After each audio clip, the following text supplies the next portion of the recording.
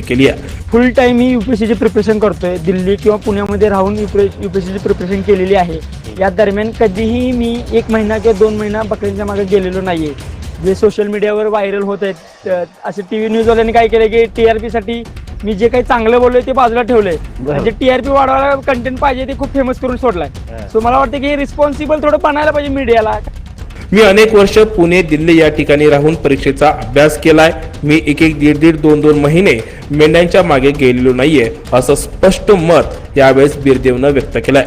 मात्र न्यूजवाल्यांनी माझा वेगळाच मुद्दा लावून धरलाय असंही यावेळेस बिरदेव बोललेला आहे। मीडियावाल्यांनी रिस्पॉन्सिबल बनायला हवंय असा त्यांनी यावेळेस मीडियावाल्यांना सल्ला दिलाय।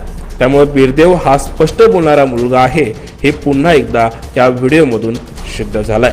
त्यावेळीपासून एप्रिल 2021 पासून प्रिपरेशन करताना फुल टाइम मी यूपीएससीची प्रिपरेशन करतोय। दिल्ली किंवा पुण्यामध्ये राहून यूपीएससीची प्रिपरेशन केलेली आहे। या दरम्यान कधीही मी 1 महिना किंवा 2 महिना बकरीच्या मागे गेलेलो नाहीये।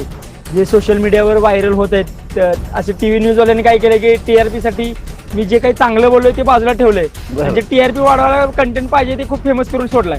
सो मला वाटतं की रिस्पॉन्सिबल थोडं बनायला पाहिजे मीडियाला। बिरदेवच्या या मुद्द्यावर तुम्हाला काय वाटतंय? तुमची प्रतिक्रिया कमेंट बॉक्समध्ये नक्की कळवा आणि अद्यापही तुम्ही